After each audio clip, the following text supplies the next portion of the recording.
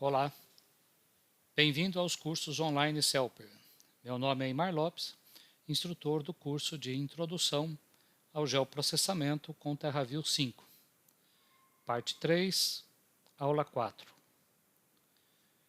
Muito bem, nessa aula nós vamos dar início a um novo tópico, que é a utilização de modelos numéricos de terreno.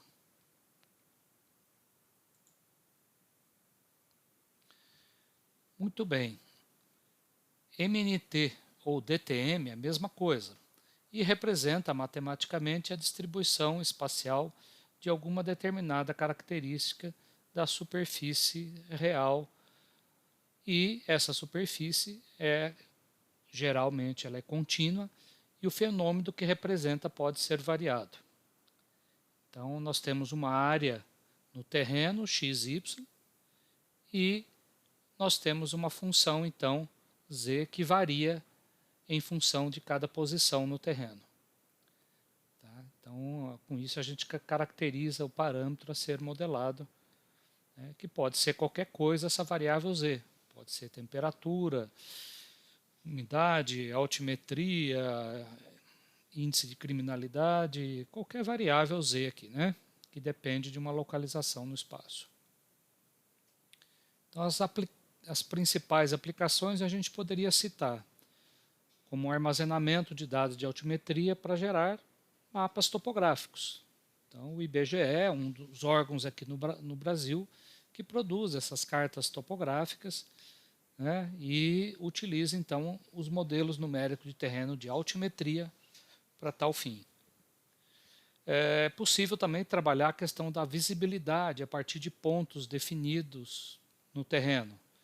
Então você pode, essas empresas principalmente de telefonia, né, precisa saber, né, os alvos que podem estar bloqueando o sinal. Então, a partir de uma análise de visibilidade, ela vê até onde aquela altura e aquela intensidade do sinal pode atingir.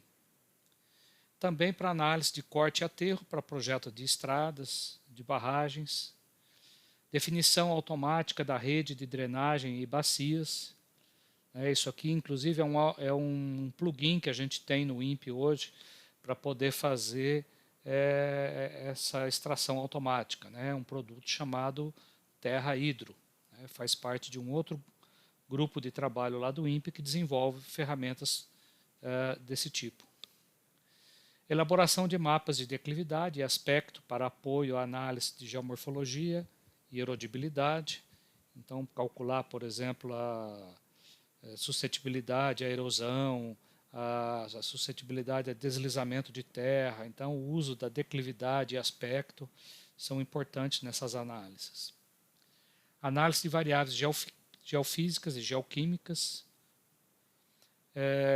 Úteis também, né, os modelos, principalmente de altimetria, são úteis aí na hora de fazer a ortorretificação de imagens de sensoriamento remoto e também para a visualização tridimensional combinada com outras variáveis. Então, de maneira geral, algumas aplicações de DTM, de MNT. Bom, a gente pode ver algumas fases nessa etapa de modelagem numérica, que é a questão da aquisição dos dados.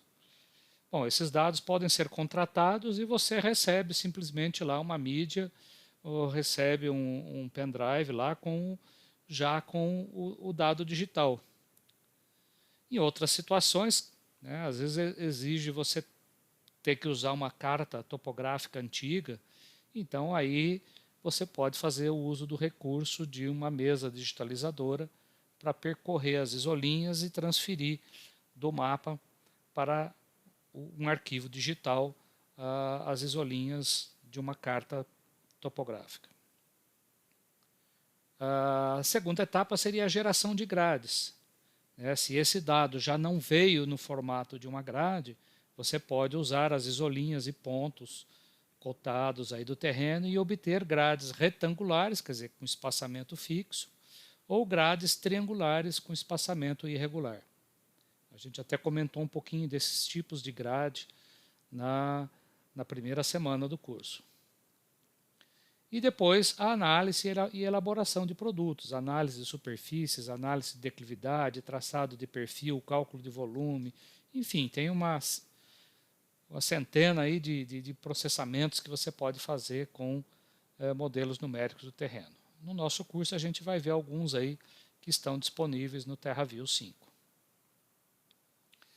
Bom, a parte de aquisição do dado é uma etapa muito importante no processo da modelagem numérica, que compreende exatamente você escolher um conjunto de amostras que represente bem o fenômeno, né, que, com toda a variação do fenômeno que você quer representar naquela área de interesse. Então, não pode ser insuficiente, isso é, você ter uma subamostragem, e nem ser redundante, né, você ter uma superamostragem dos dados para representar um modelo de terreno. Então, e essa amostragem, ela também não é aleatória, ela deve ser representativa do comportamento do fenômeno.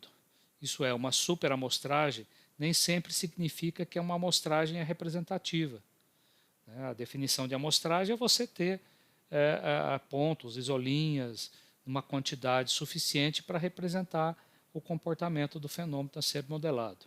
Então, por exemplo, uma superamostragem da altimetria numa região plana significa que você tem uma redundância de informações ali. São pontos que variam com muito pouco no terreno e na escala que você está trabalhando, essa variação não é representada pelaquela densidade de pontos. Você pode ter menos pontos. E uma subamostragem, quer dizer, você tem poucos pontos numa região de relevo acidentado, movimentado, quer dizer, significa escassez de informação, quer dizer, você precisa de mais pontos para representar toda a variação topográfica, por exemplo, de uma área de serra. As amostragens elas podem ser por pontos, esses pontos podem ser regulares ou irregulares. No caso de uma amostragem regular, quer dizer, o espaçamento é fixo, né? Você tem uma direção x, y e os pontos são adquiridos de forma sistemática. Então, isso daí é muito... O exemplo, né, são levantamentos sistemáticos de campo, de amostras obtidas por imagens de um par estéreo, por levantamento de aeronaves, como drones, e também imagens de interferometria, né, de radar. Esses pontos podem ser totalmente irregulares também, né, mas usado também no levantamento de campo aí, ao longo de rede de drenagens, estradas, aonde você às vezes tem condição de fazer medições, acesso à área, né? Muitas vezes não dá para chegar naquele ponto para poder fazer uma medida, então você acaba tendo que usar da infraestrutura que você tem ali no terreno. Então, na quase totalidade, as amostras mais representativas do fenômeno não estão regularmente distribuídas. Então, por exemplo, aqui você tem pontos que estão mais concentrados numa área do que em outra, né? Ao longo de trincheiras, né? Na geologia a gente faz muito isso, de fazer cortes no terreno para poder coletar amostras da subsuperfície ali, do solo, né? Através da rede de drenagem também, né? Sedimentos de fundo de corrente, né? Para metais pesados, isso é útil, então, você coletar o sedimento no fundo do rio. Então, você acaba tendo uma amostragem só ao longo da rede de drenagem.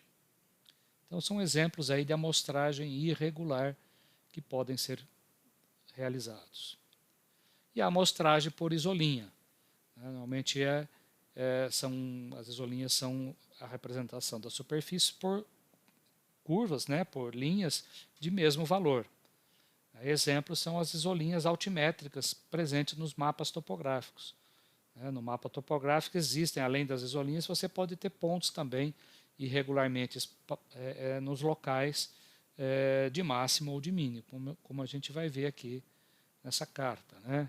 Pedaço aqui de uma carta topográfica, as curvas de nível, né? No alto do morro e às vezes em fundo de vale você encontra os pontos cotados para representar a variação do terreno aí. Bom, as representações, então, nós falamos um pouco disso na primeira semana. mas a gente tem aqui as isolinhas e pontos cotados, que é um dado vetorial, né? ISO, curvas de mesmo valor, e pontos x, y, z com a variável representando aqui algum parâmetro do terreno. E a partir dessas duas bases de dados, de pontos e isolinhas, você pode estar obtendo grades triangulares ou mesmo grades retangulares, com espaçamento fixo. E depois, a partir dessas grades, você pode obter outros produtos, como as isolinhas, que são derivadas das grades de entrada, das grades triangulares ou retangulares. E outros produtos, como a gente vai ver aí, no caso de imagens nível de cinza, imagem de relevo sombreado, enfim, tem vários produtos aí que a gente pode obter. Bom, na modelagem numérica de terreno, nós comentamos aí algumas vantagens entre usar a grade retangular e triangular. Isso foi também já discutido na primeira semana, mas a gente retoma aqui. A retangular, por ser o espaçamento fixo, é mais adequada para tratar dados de geofísica, visualização 3D. E a vantagem também é que é mais fácil o manuseio e a conversão, né? Porque você tem uma malha de valores com espaçamento fixo, né? Já a grade triangular tem a vantagem de representar melhor relevos complexos, quer dizer, regiões mais planas do terreno, quer dizer, o espaçamento das curvas de nível aqui é maior, você observa que os triângulos são maiores. E onde as curvas de nível ficam mais apertadas, os triângulos são menores. Então a grade triangular ela se adapta melhor a relevos complexos. E tem uma vantagem, que ela permite incorporar o que a gente chama de linha de quebra ou restrições para mínimos e máximos aí do relevo. Então a grade triangular, que é o Triangular Irregular Network, ela utiliza faces de triângulos com vértices sobre os próprios pontos amostrados. Então, ao longo dessas isolinhas aqui, você tem alguns pontos e tem também os pontos cotados que vão ser utilizados para definir os vértices desses triângulos. Lógico, o software não vai pegar todos os pontos que existem numa isolinha. Ele vai pegar os pontos mais significativos. Então, na hora de gerar essa grade, ele passa por um processo também de simplificação aqui, para escolher os pontos e definir os triângulos aqui, como a gente vê nessa regiãozinha aqui, os triângulos fechando uma isolinha com a outra e também isolinha com ponto, como nessa região aqui. Existem várias maneiras de fazer essas ligações entre pontos, de isolinha e pontos cotados, né? E a mais usada na literatura aí é a triangulação de Delaunay. Bom, na questão das isolinhas, eu peguei aqui um trecho de uma carta topográfica com esses valores. Então a gente observa que as cotas nessa região aqui, né, com as curvas aqui próximo à horizontal, elas estão aumentando de cima para baixo. Então vai de 1030, 1040, 50, 60, 70, 80. Então, se a gente observa essas linhas aqui, é como se ao longo dessa direção leste-oeste você tivesse uma encosta, né, inclinada nessa direção. E aqui as curvas, você observa que elas vão se fechando e já tem uma outra direção aqui, mais para nordeste, que também vai crescendo agora de baixo para cima. Então você tem também aqui uma face do relevo na direção nordeste, que cresce nessa direção. Então, no cruzamento dessas duas encostas aqui, você tem exatamente essa região aqui, que é por onde passa, eventualmente, a rede de drenagem. Então, você poderia ter aqui a rede de drenagem sendo traçada aqui nessa região. Bom, então na hora de gerar a grade triangular, você pode optar por gerar a grade triangular sem a linha de quebra, sem essa rede de drenagem, ou com a linha de quebra, que é essa linha azul aí da rede de drenagem. O resultado, sem a linha de quebra, você vai ter um resultado como esse, né? Você observa que os triângulos eles se fecham entre as duas isolinhas aqui nessa região, né? Aqui nessa isolinha de 1040, elas se fecham e nem dão bola para essa linha azul que está aí representada. Então, nessa regiãozinha, se a gente pegar um triângulo ali, olha, entre os pontos que estão do lado de cá dessa isolinha, e depois ela dá a volta e passa por aqui novamente, você tem os três vértices desse triângulo aqui, né, eles vão ter o mesmo valor. Ó.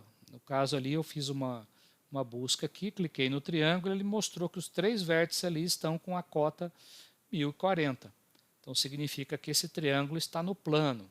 Né? Então, se você trabalhar com um relevo a partir dessa grade aqui, você vai ter superfícies planas, em vez de ter, é como se você tivesse um vale de fundo chato nessa região aqui.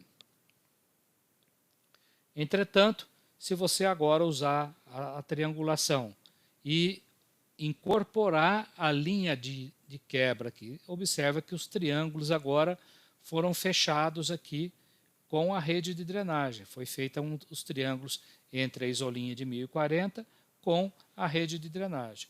O resultado agora gerou aqui vértices que estão na cota 1040 e nesse ponto aqui, como o triângulo, o gradiente está diminuindo de cima para baixo até a linha da drenagem aqui, você tem ali pontos com valores menores, por exemplo, 1037, alguma coisa.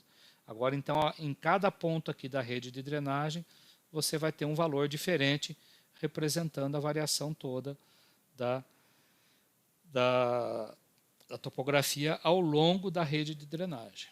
Então, às vezes, é muito importante você ter o traçado da rede de drenagem para ser utilizado no momento de fazer a triangulação Delaunay. Aí. Bom, então nós vamos ver aí que na apostila prática tem dois exercícios propostos, um exercício para poder fazer a obtenção de uma grade triangular sem a linha de quebra, e aí vocês vão poder ver lá que os triângulos nessa região aqui, onde você tem os vértices posicionados sobre a mesma isolinha, você vai ter tudo valor igual. Já numa outra situação, você vai gerar a grade incorporando agora a linha de quebra. E aí vocês vão ver que os triângulos ali, né, que estão na cota 1020, e quando cruza aqui com a rede de drenagem, ele tem um outro valor menor aqui ao longo da drenagem. Bom, além das grades triangulares, nós temos também a geração de grades retangulares, né? São os interpoladores para criar grades retangulares. Um dos interpoladores mais simples é o do vizinho mais próximo. Então, observa aqui que eu tenho uma malha de pontos. Então, em vez de ser isolinhas, eu tenho pontos cotados aqui. E observa com esse tipo de grade é o mais rápido de ser obtido, porque ele não faz cálculo nenhum, ele simplesmente repete valores aqui dentro dessa área mais branca aqui, né? Valores todos iguais até metade da distância entre os pontos amostrados. Daqui para cá, daqui para cá, daqui para cá.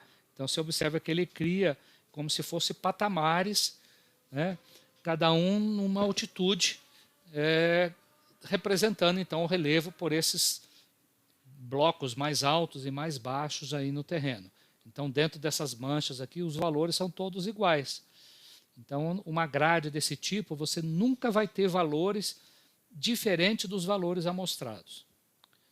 Já aqui nessa outra interpolação, usei a média simples, e aqui você pode estar, então, criando já superfícies com valores intermediários, né? Entre os valores que eram tudo iguais em volta do ponto, agora você já começa a ter valores intermediários. E aí uma outra interpolação um pouquinho mais sofisticada já usa a média ponderada, quer dizer, em função da distância que está sendo calculado o valor da grade em relação às amostras que você tem perto de você naquele ponto da grade. Então, pontos mais próximos vão influenciar mais no cálculo daquele valor. Então, exemplo aqui do interpolador de vizinho mais próximo, ele trabalha com um raio para procurar qual é o ponto mais próximo para calcular aquele valor no centro da grade, né, num pixel da grade. Na média simples também, você vai definir um raio e quantos pontos tiver dentro daquele raio, ele vai pegar todos os valores, calcular a média aritmética. Então, se ele pegou aqui 1, 2, 3, 4 pontos, ele vai somar os valores e dividir por 4. Num outro ponto da grade, em vez de dar, aqui também deu 4 pontos, mas dependendo da região, pode pegar 1 ponto, 2 pontos, depende da distribuição das amostras que você tem aí. E média ponderada, aí ele vai trabalhar, né, a mesma distância dos pontos aqui no caso do raio, e aí você vai ter, quanto mais próximo do valor que ele vai estar calculando, a influência maior no cálculo daquele valor. Tudo bem, então nós temos um conjunto o mesmo exercício 3.9, né, ele continua aqui aonde está proposto para que vocês vejam aí como obter grades retangulares a partir de 3 origens distintas. A partir de pontos e isolinhas, pontos cotados e isolinhas, a partir de outras grades. Então, se você às vezes você já tem uma grade, você contratou um serviço, um aerolevantamento, você já recebe, né, da empresa a grade retangular, mas ela não está numa resolução adequada para algum processamento que você vai fazer. Então, você pode refinar essa grade criando uma grade mais fina, né? Artificialmente ali você está criando pixels com uma resolução espacial menor, né? Ou o contrário, você quer sair de uma resolução mais fina para uma mais grosseira. E a interpolação também a partir de uma grade triangular.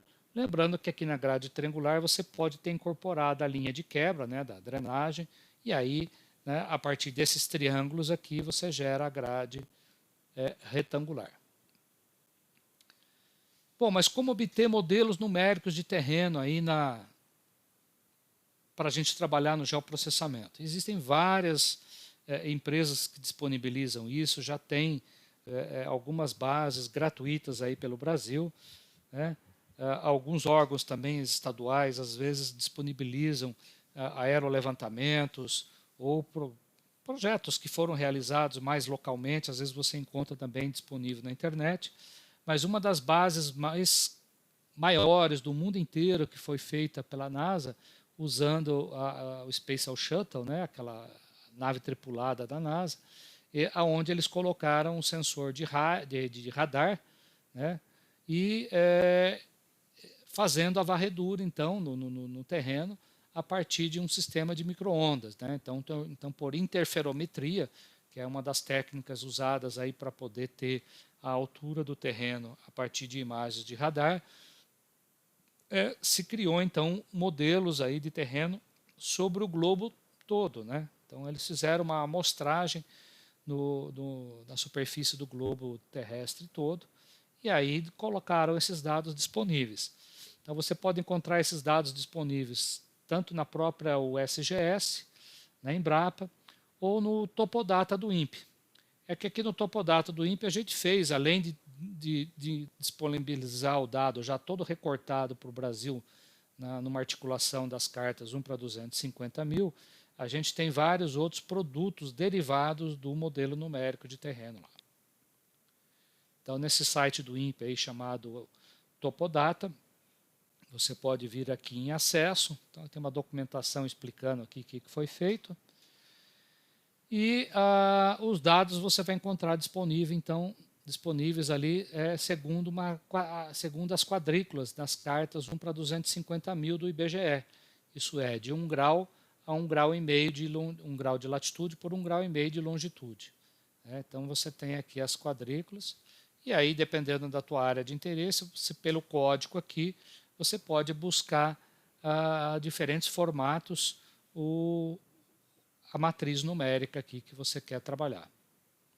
E se você precisar mais do que uma, aí vai ser necessário você fazer um mosaico para um recobrimento de uma área maior do que está em apenas um arquivo. Você precisa de 2, então você vai ter que juntar os 2 arquivos num só. E aí você entra na área de download e os arquivos tudo já estão ali no formato zip, né, você clica no arquivo e faz o download para a tua área. Né, um dos formatos que você pode estar usando ali é já em formato GeoTIFF. Bom, e para terminar essa aula, nós temos um exercício 2.10, que é exatamente pegar 4 arquivos do SRTM, que estão baseados nessa articulação das cartas 1 para 250 mil. Então, cada arquivo desses está aqui com um nome e com a extensão TIFF. Eu só preciso que vocês façam a união desses 4 arquivos, porque você observa que o limite do Distrito Federal ele precisa desses 4 arquivos para um recobrimento completo dessa área, né? Desse retângulo aqui dentro de Brasília. Então, vocês vão fazer a carga desses arquivos. Ao fazer a carga dos arquivos, vocês vão perceber ali, né, se você fizer a visualização dos arquivos isoladamente, né, você vê que eles estão georreferenciados, cada um cai na sua posição, porém, você observa que fica nítida a linha aqui de contato entre as cartas. Isso é porque os valores mínimos e máximos dos arquivos de entrada são diferentes, claro, estão ocupando regiões diferentes no espaço, vão ter valores diferentes ali dentro de cada arquivo. E aí, como ele coloca o menor valor no branco, o maior valor no... Desculpa, o menor valor no preto, o maior valor no branco, você tem diferentes intervalos de níveis de cinza aqui para cada uma desses arquivos, ou dessas camadas que vão estar lá no TerraView. Depois que você fizer o mosaico e tiver uma única camada, aí você não vai ver mais essa linha aqui de contato entre os arquivos que estão lá no teu disco. E depois, ainda nesse mesmo exercício 3.10, eu peço que aí sim, depois de estar unido, vocês façam o recorte dentro do limite do Distrito Federal, que é um polígono em shape que está disponível aí na base de vocês. Muito bem, então era essa a nossa videoaula.